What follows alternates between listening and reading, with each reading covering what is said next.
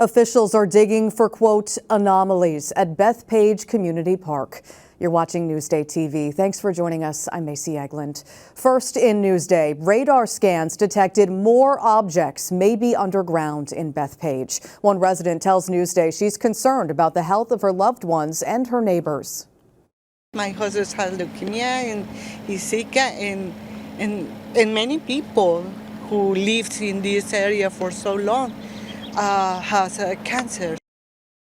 Officials say digging started up again yesterday. 16 chemical drums were discovered at the former Grumman dumping ground and removed last month. You can read more about the latest digging at Bethpage Community Park. Click Get More below the Newsday TV video box on our homepage. The man charged with killing an NYPD detective from Long Island pleaded not guilty today. Jonathan Diller's widow and dozens of police officers filled the courtroom in Queens for the defendant's first appearance. You know, right now he's facing life in prison without parole. That's on one count. He's facing 40 years to life on an attempted murder of a police officer. Prosecutors say Guy Rivera fatally shot the Massapequa Park man during a traffic stop in Queens in March. The 34-year-old admitted to having a knife with him in addition to the gun. He's due back in court in July. Meanwhile, the driver of the car, Lindy Jones, pleaded not guilty to weapons charges last month. A Queens man pleaded guilty today to murdering the driver of a vehicle he collided with in a DWI crash. Patrick Destine kicked and stomped on David McKenzie after a crash in Baldwin in April of 2023. Police say Destine left the 54-year-old bleeding in the street, took his credit card, and tried to flee. He's due back in court in July for sentencing. Well, have your allergies been acting up lately? It is that time of year. The Weather Channel says today and tomorrow's tree pollen levels are high. Pollen counts are expected to be well above moderate levels nearly every day for the next 2 weeks. So allergy season in full effect. Spring is also baby season, and today a group of ducklings were rescued. A couple and their daughter heard their cries for help when they were walking in Wisconsin, and they discovered the ducklings had fallen into a storm drain. We hear that a lot this time of year. Well, police used a net to get them out. You see they're out there. They have been reunited with their mother.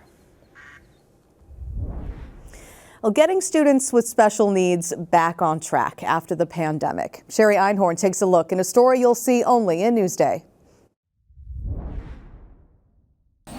Well, one of the worst things was for her to be out of her routine. 15-year-old Brianna Clark has autism and is nonverbal. When schools were forced to shut down during the COVID-19 pandemic, Brianna's mom says their schedule went out the window. All of a sudden go from being in school every day to being home every day was a real issue. School administrators across Long Island have said repeatedly that students fell behind with academics and social emotional skills. Here at the Nassau BOCES Children's Readiness Center in Garden City, school officials say students with special needs really struggled with the isolation of the pandemic. Little guys we saw that were just learning how to socialize, right? Learning how to read emotions off of people's faces. They weren't necessarily getting that. People were behind masks, so they weren't able to have those opportunities that they might have had prior to COVID. So coming back in, there was a lot of support on working on those skills with students. As far as for being able to address them, be proactive with our strategies and our training and our resources to prevent any further setbacks. We really just felt that that's the way to address this need and really address any of the concerns that the students would have post-pandemic. As for Brianna, her mom says it took about 6 months to get back into her school routine, but she's in a good place. I think she would be further along if the pandemic didn't occur. But I think that, she's progressing and, things are getting better and she is gaining those skills just, a little bit later than she normally would have. For Newsday TV, I'm Sherry Einhorn. You can read more about the effort on Newsday.com. Click Get More below the Newsday TV video box.